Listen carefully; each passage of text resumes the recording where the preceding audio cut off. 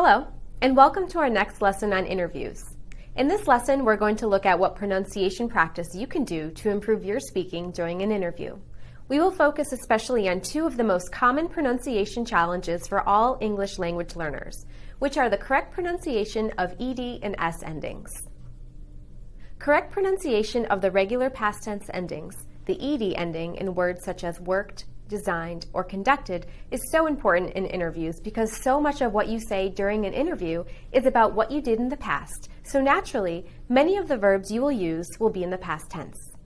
So we need to say these words correctly if we want to be understood.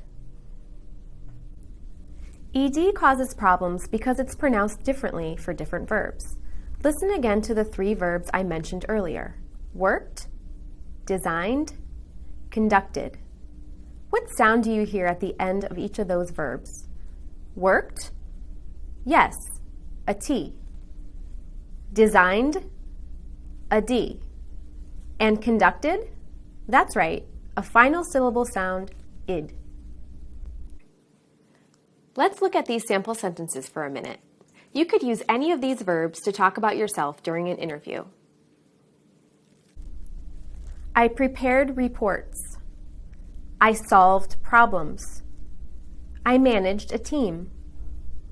I programmed computers. I scheduled meetings. Why does ED in these verbs sound like D? Because these verbs are in a voice sound, a sound that vibrates. In prepare, v in solve, j in manage, in program, in schedule.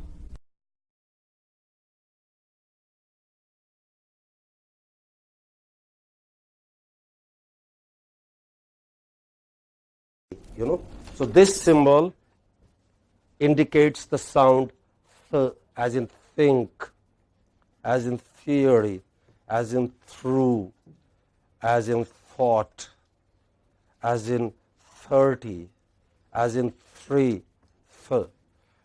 We in India produce it from the contact between tip of the tongue and the teeth.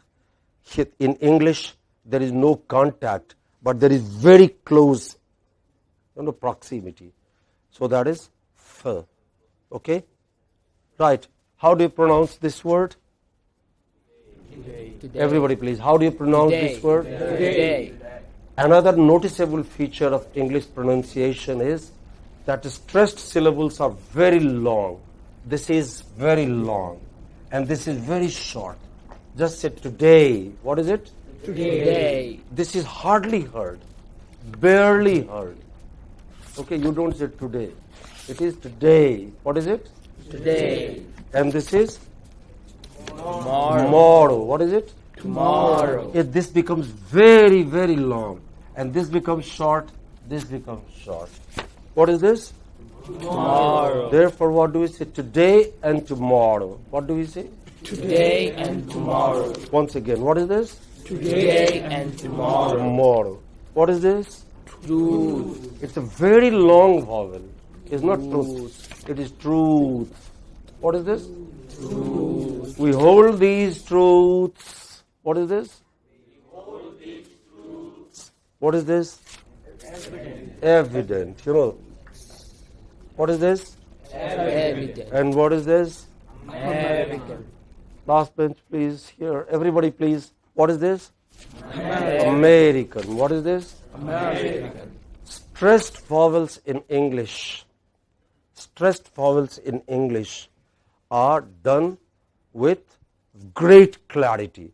They stand out from among other, you hear it longer than any other sound in that word.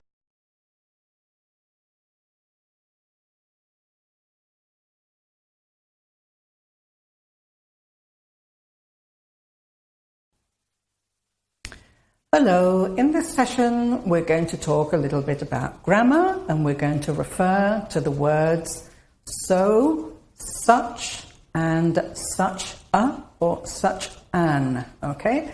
Let's see when we use these particles.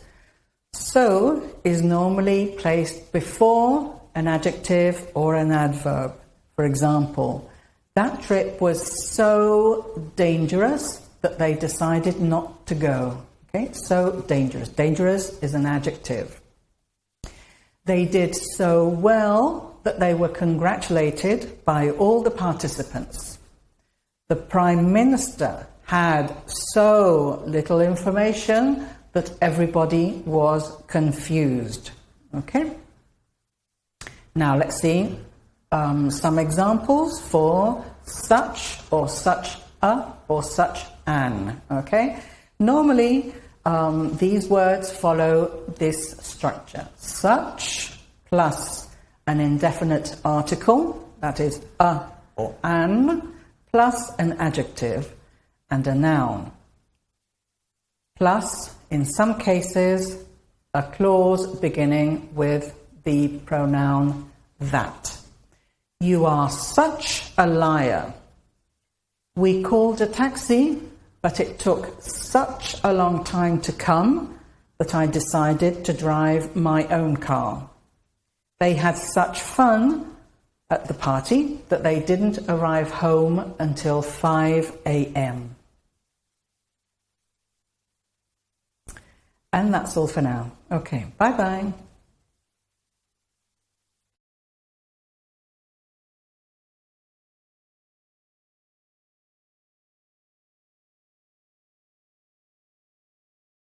Hello, grammarians, and hello, Paige. Hi, David. So, what are we working on today? So today we're going to talk about the difference between it's and its. Oh, well, that sounds real tricky. Yeah, but we'll be okay. Okay. So, it's with an apostrophe. So, we have these two forms in English, and they mean very different things. So, let's go through them really quick. So, it's with an apostrophe is a contraction, right? What is it a contraction of? It is, or it has. As in, it's a lovely day outside. Or, for it has, like, it has been 1 week since you looked at cheese. Sad. It's been a sad week. It's been a sad week. As opposed to it. Can you walk me through its? So its is a possessive pronoun. And it's a little confusing because possessive usually uses an apostrophe too. But possessive pronouns don't use apostrophes. So you would say something like, I like ribeye steak because of its rich flavor. It's a pretty grody looking steak. No, pink and green is not how you want your steak to look. So we frankly just use its where we would use his or her or their or our. You would use its. Right. It's just that it's not a person. So if I were asking you, can I borrow your book? That's kind of the same thing as I like ribeye steak because of its flavor. Right. It's showing that the flavor belongs to the steak, just like the book belongs to me. Right. So flavor belongs to it. Book belongs to you.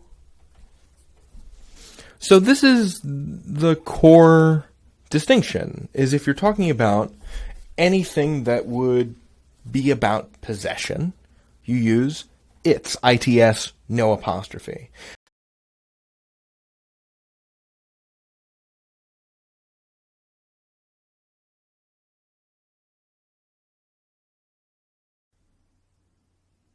The target structure for this lecture is had better. So first of all, let's look at the example sentence and the meaning for had better. Look at this example.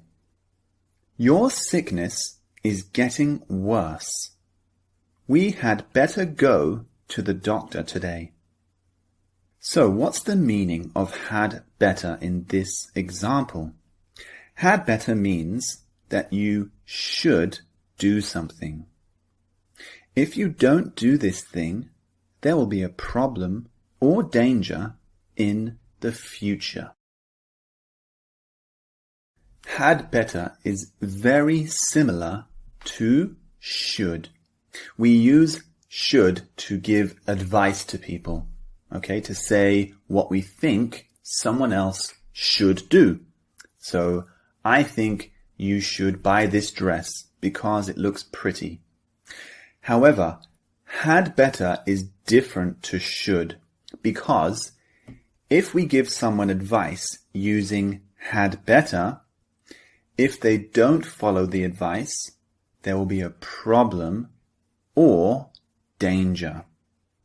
Do you understand? So that's the difference. Should is for general advice. If I say to my friend, you should try this chocolate bar. It's delicious.